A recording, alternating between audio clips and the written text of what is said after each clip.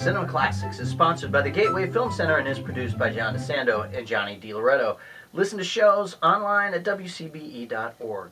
I'm Johnny DiLoretto. I'm John DeSando. This here is Cinema Classics. Yeah, boy, it We is. got the big savior of all movies in the theaters. Well, savior not of movies, but of the theatrical going experience. Are we right? 2020 or 2040? Or I'm so confused. I don't know. It is weird. It's like the post-apocalypse. We're talking about Tenet, Christopher Nolan's Tenet. Yeah. In theaters now.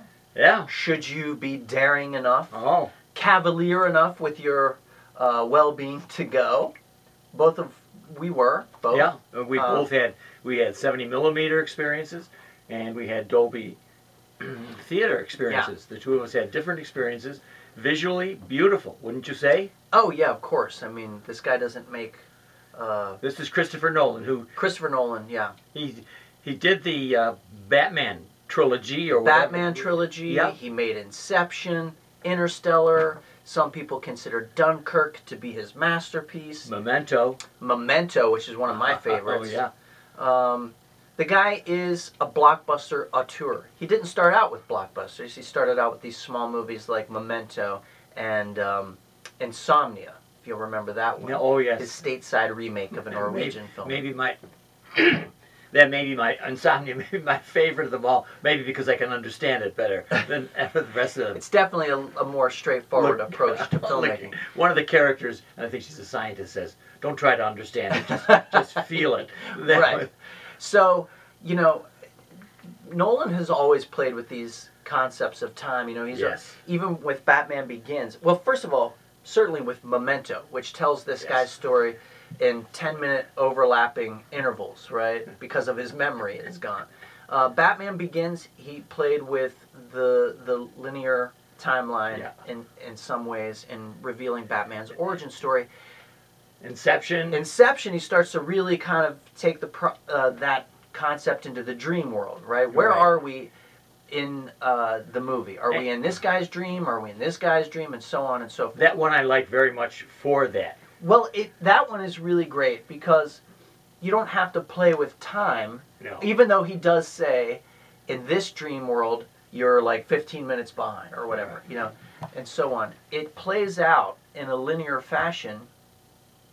We just get all these weird sort of dream intervals. As opposed to Tenet, which doesn't make any sense. I mean, for me, visually, it's beautiful.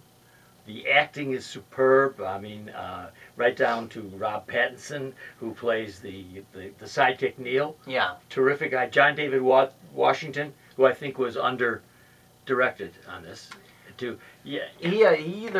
was either under-directed or he's just not ready to carry a movie of this size. I mean, he's a very charismatic performer, great face, charming. Yeah. Good genes. But, you know, the guy, he did Black Klansman, and I think he was in that HBO show Ballers, and now he's here. And, you know, this is a movie that I think is one of those movies that's so self-reflexive about movies and about its own narrative that any criticism you have of it could easily be answered with a line from the movie, right? Yeah. So when you complain that John David Washington might not be ready for this, there's a line and he's a fresh-faced protagonist. You know, if you say exactly as you open the show, I don't know what's going on. Don't worry, just feel it. There are all these little things that the movie is telling you. Look at it, right down to his character's name is the protagonist. That's what I'm saying. Yeah, and fresh-faced at that. Yeah. So here's the question. Let me ask you. All right. We've been waiting for this movie. People like now, you know, Christopher Nolan has earned that spot where people will now argue whether or not he's overrated or this one sucks and that one sucks. We're tired of it. Is this the movie we've been waiting for to go back to theaters?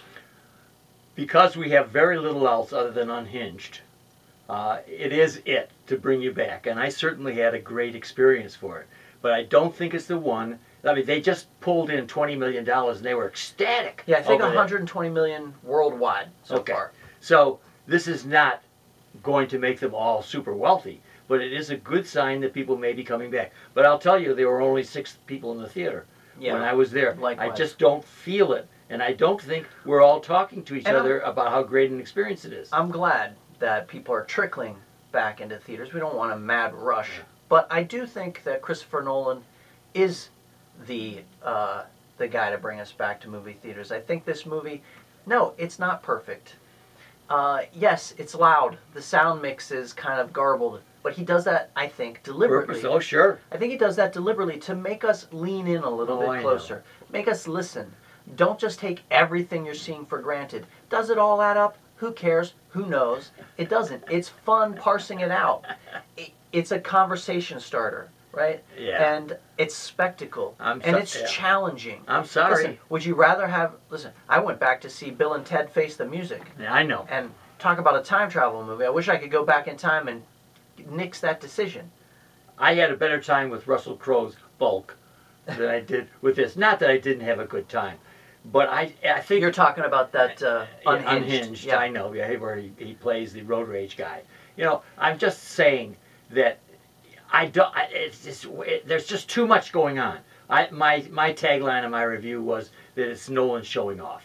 Mm-hmm. And he is. I mean, the guy can do anything in cinema, and he's proven it to us time and time again. And this one is like he threw everything in. I know. I don't think he's showing off. I think he's finally reached the farthest point of his obsession, and this is the indulgent sort of result that we get. I don't think he's showing off so much as he's bringing all of these concerns of his, all of these obsessions with his, to the fore, writ large, with a huge budget. Whether or not that pays off, we'll see. I'd like to see where he goes from here. All right. Do you use the phrase? You use the phrase that I think is a good one. Yeah. Self-indulgent. For sure. How do you use $200 million for your own fetishes about movies? That's what he does. Because he's been rewarded. Audiences reward them. I know, but I'm sitting there trying to understand his movie. And I think if I go back 2 or 3 times, I might get it straight. I shouldn't have to do that. I'm not asking him to dumb down. I don't want that. But I do think in other films he's shown where it's cogent, coherent, and... Yeah, I see what you're saying. It's nice to go back and see a movie again and discover new things. Yes.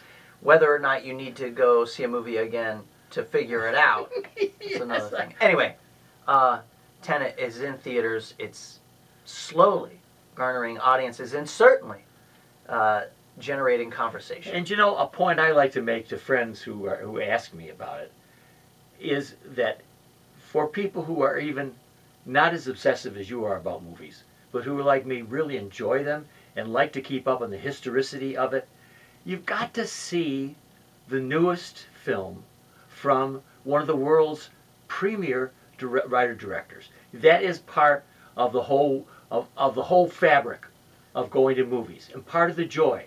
So that we can sit here and complain. And I can carp to you about how I wanted it more comprehensive and so on, but I'll tell you, I wouldn't miss it for anything. I want to see a Christopher Nolan film. I've never been disappointed. There are some better than others.